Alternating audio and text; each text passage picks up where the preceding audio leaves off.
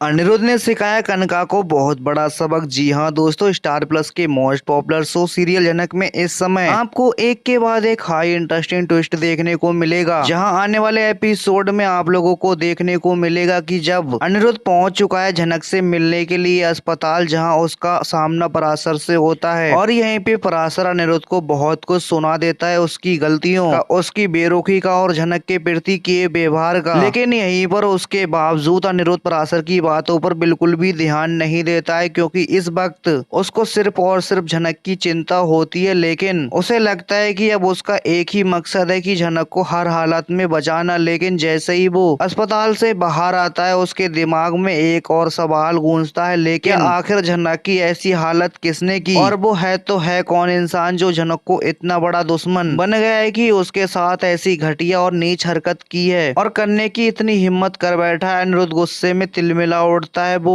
ठान लेता है कि वो इस साजिश के पीछे छुपे हुए असली गुनहगार को सामने लाकर ही रहेगा, इसी जिससे अनिरुद्ध गांव में पहुंच जाता और वहां जाकर हर गांव वालों से एक एक करके पूछताछ करने लगता है। वो किसी भी कीमत पर सच जानना चाहता है। जैसे जैसे वो सच के करीब पहुंचता है तो उसे पता चलता है कि सब कुछ ये पराशर की बुआ और उसके प्रेमिका कनका ने मिलकर किया। ये सुनकर अनिरुद्ध का यहीं पर गुस्सा सातवें आसमान पर पहुंच जाता है। जी हाँ दोस्तों, अभी तक आपने वीडियो को लाइक नहीं किया तो वीडियो को लाइक, चैनल को सब्सक्राइब कर लें दोस्तों। अनिरुद्ध तुरंत कनका के पास पहुंचता है। उसके सामने ही देखते तिलमिलाकर फटकार लगाता है कि उसे अनिरुद्ध धमकी देता है, अगर जनक को कुछ भी हुआ तो मैं तुम्हें ऐसी सजा दूंगा तुमने अपने बुरे सपने में भी नहीं सोचा होगा, तुम्हारी जिंदगी को मैं बर्बाद कर दूंगा। ये सबको सुनकर कनका डर जाती है और वो कांपने लग जाती है दोस्तों, कांपने लगती है और अनिरुद्ध से हाथ जोड़कर माफी मांगने लगती है और कहती है कि प्लीज तुम ऐसा कुछ भी मत करना, मैं जनक बच जाएगी जान, मैं कसम खाती हूँ, मैं जानबूझकर बिल्कुल भी ऐसा नहीं किया था मैंने। लेकिन अनिरुद्ध का गुस्सा कम नहीं होता और उसकी आंखों में आंसू और आग दोनों होती हैं, जिसे देखकर कनका और ज्यादा डर जाती है। फिर कहता है, अगर जनक को किसी भी हालत में कुछ हुआ तो मैं तुम्हें सीधे जेल भिजवाऊंगा, कोई माफी वाफी नहीं मिलेगी, कोई रहम नहीं होगा। अब कहानी यहीं पर एक और मोड़ नया लेती हुई नजर आएगी। अनिरुद्ध जब जनक के लिए अब यहाँ पे एक योद्धा बन चुका होता है, उसके इरादे यहाँ पर मजबूत होते हैं। अब जनक को हर हालत में इंसाफ दिलाकर ही दम लेगा। तो आगे क्या होगा? क्या कनका और पराशर की बुआ को उनकी सजा मिलेगी? क्या जनक को पूरा न्याय मिल पाएगा? क्या अनिरुद्ध जनक को वापस अपनी जिंदगी में ला पाएगा? आप लोगों की क्या राय हमें कमेंट करके जरूर बताएं। साथ ही वीडियो को लाइक, चैनल को सब्सक्राइब कर लें दोस्तों।